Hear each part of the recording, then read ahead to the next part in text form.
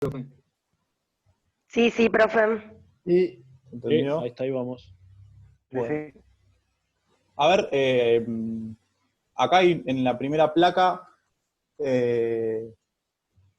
hay una primera aproximación a cuatro sectores. ¿Los identifican? Sí, profe. Sí. Sí, Lautaro. Bueno, ahí me parece importante que tengamos en claro, por ejemplo, yo ubico al sector privado en un lugar distinto a los bancos comerciales, por ejemplo. ¿Sí? Y ubico por otro lado al Tesoro en un lugar distinto del Banco Central. Ese es un primer punto a tener en cuenta. ¿Sí? Para que no nos mezclemos en la parte conceptual, porque cuando uno habla de los privados y la demanda de los privados, uno capaz que está pensando en un banco privado, y cuando uno a veces habla del dinero del Tesoro y la intervención del Banco Central, bueno, son cosas distintas y tienen una función distinta en la lógica que estamos intentando pensar la materia. Diferencia entre el Tesoro y Banco Central, ¿alguno más o menos se anima a hacer un acercamiento a esa diferenciación? El tesoro es donde están las reservas del país, puede ser, y el Banco Central es el que emite el dinero.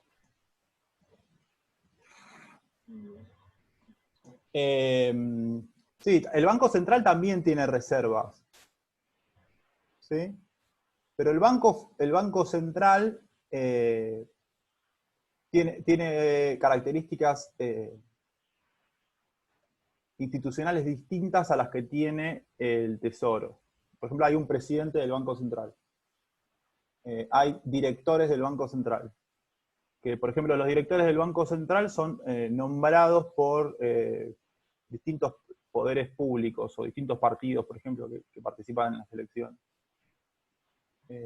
Vieron que siempre hay como cierta autarquía del Banco Central o cierta independencia del Banco Central en algunas decisiones. Y el Tesoro constituye específicamente los recursos propios del Estado argentino. Parte de los recursos del Estado argentino están en el Banco Central, pero el Banco Central funciona como un actor estatal en la economía privada. Digo, es la pata del Estado en el mundo de los bancos y en el mundo de las transacciones bancarias. Todo lo que tiene que ver, por ejemplo, con lo que son la parte impositiva, todos los impuestos que nosotros pagamos, no van al Banco Central, van al Tesoro. ¿Sí? Sin embargo, la relación institucional que existe entre los bancos privados y el Estado se hace a través del Banco Central. ¿Sí? Por ejemplo, el tipo de cambio oficial. El tipo de cambio lo fija el Banco Central para los bancos privados por intermediación del Estado. El Estado plantea una determinada política macroeconómica que la manifiesta en el sector privado a través de un organismo que es el Banco Central. Y bueno, después, en este punto que tiene que ver con lo que sería el sector privado y los bancos comerciales, ahí la diferenciación que estamos haciendo es sector privado, como les dije al principio, somos nosotros, y todos aquellos agentes privados de la economía que no son bancos. ¿Sí? ¿Por qué? Porque los bancos los ponemos en otra cajita que se llama bancos comerciales. ¿Me siguen? Sí, profe. Vamos de vuelta, cuando hablemos del sector privado vamos a hablar de nosotros como agentes económicos privados, de todas las empresas, de todas las pymes, de las cooperativas, digo, todos los actores que querramos mencionar dentro de ese sector, menos los bancos privados. A los bancos privados los vamos a ubicar en otro lado. ¿Sí?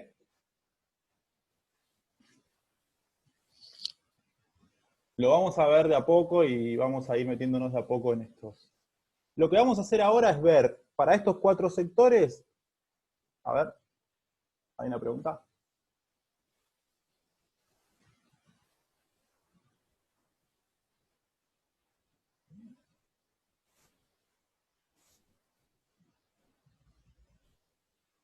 Los bancos públicos, tipo el banco provincia, vos decís, en este caso están del lado de los bancos comerciales. Tipo, bueno, los que son los bancos provinciales eh, están en esa dirección.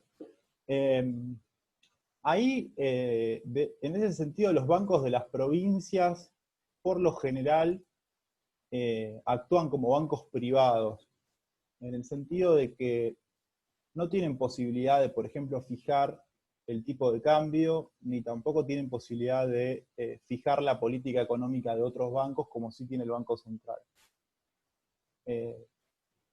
A veces cambia un poco la figura de los bancos provinciales, estatales, cuando emiten moneda. Ustedes saben que a veces, bueno, acá en Argentina, en la crisis del 2001, las provincias emitieron monedas provinciales que tenían como objetivo generar una moneda de cambio para un sector de la economía al cual no le podían pagar en pesos. Ahí sí intervinieron los patacones. Claro. Sí. Cada provincia tenía el suyo, me acuerdo. Me acuerdo que el Lecop era de capital y el Patacón era de provincia, y vos te ibas de la provincia de Buenos Aires, y vos te ibas a otra provincia y tenían otro, y de una provincia a otra no servía. Sí.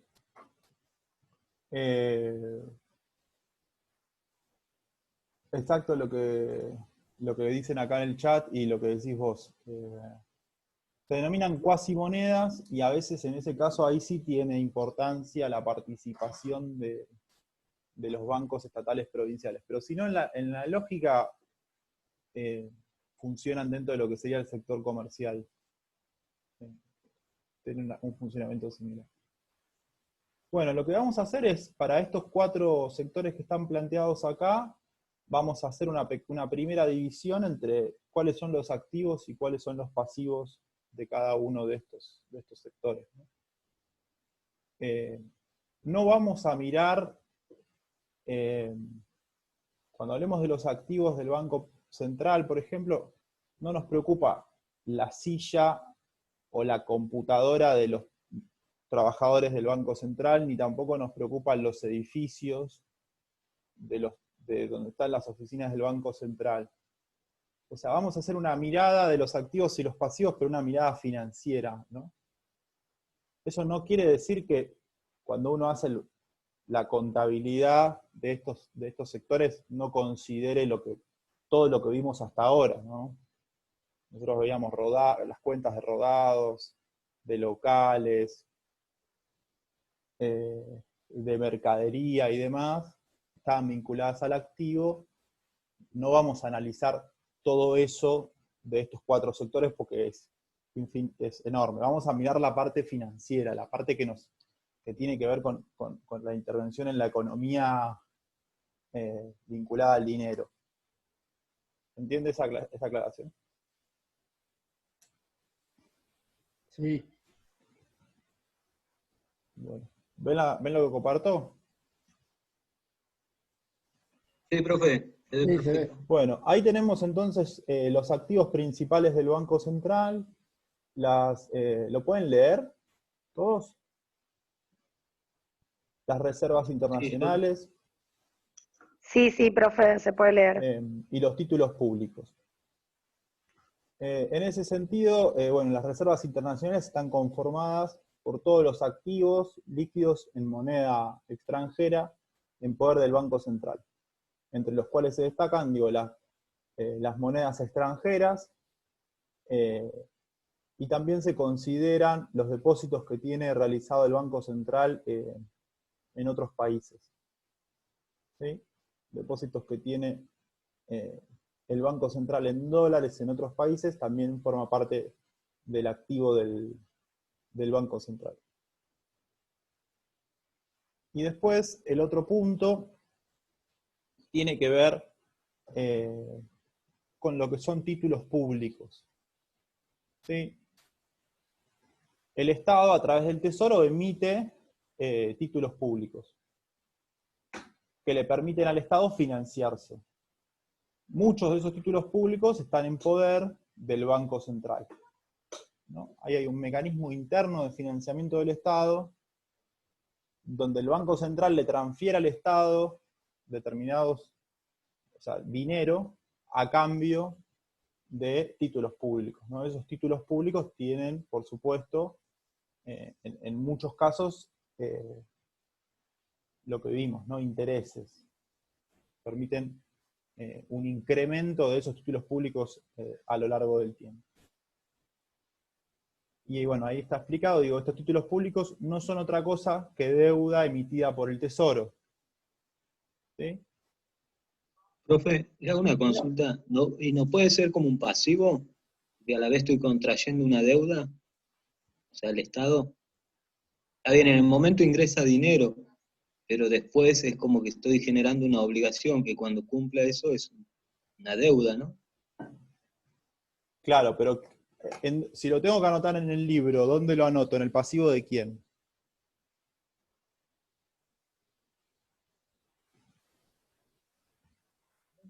Ricardo. Un pasivo En el pasivo del Tesoro. negativo. Ahí lo contestó Facundo, en el pasivo del Tesoro, claro. Ah, claro, claro. ¿Las LEVAC y las LELIC pueden ser esos bonos que emiten deuda? ¿Cómo?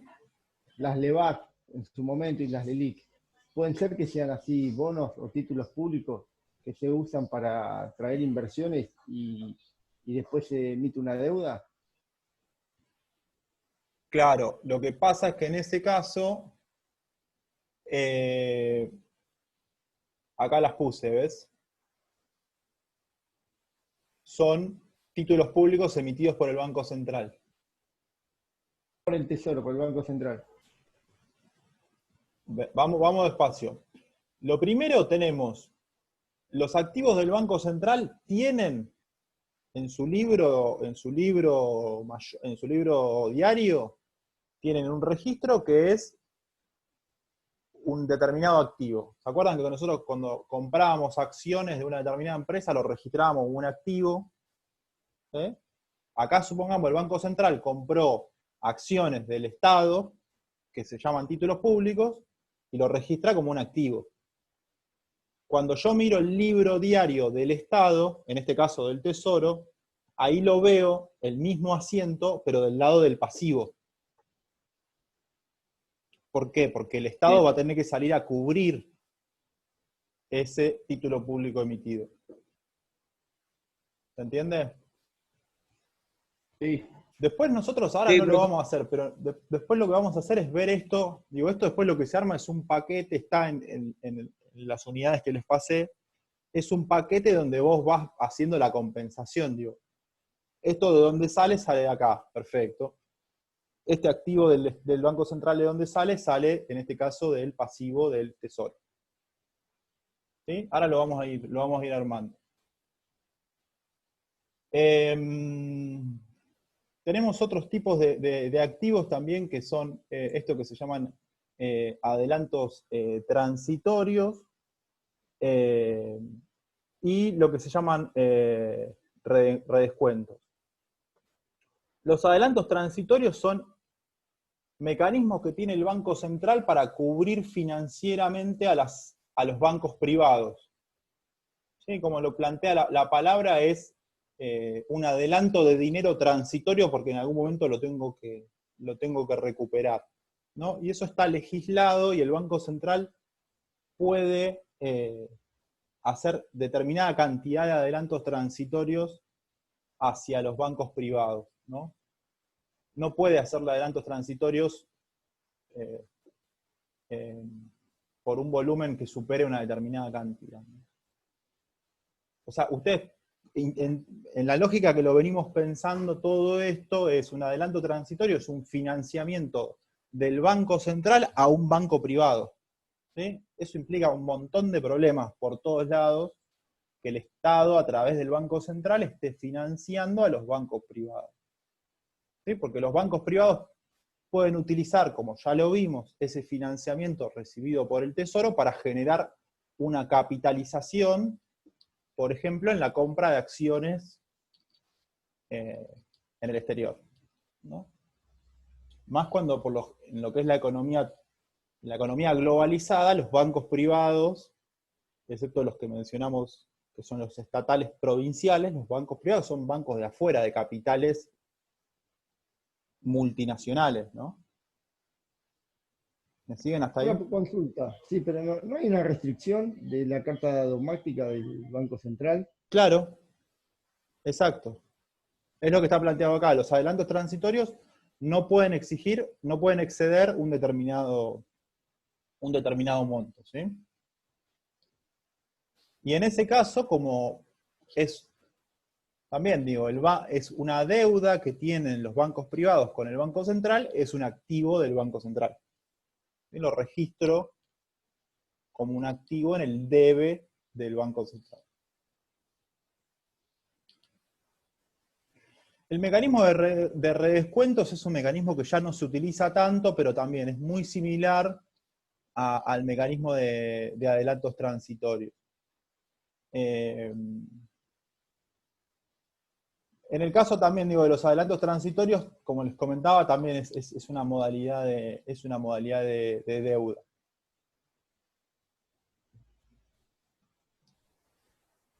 Acá está. Y bueno, y en lo que corresponde, en lo que compete a lo que serían los pasivos, el pasivo principal que tiene el Banco Central son las monedas y billetes en circulación en la economía.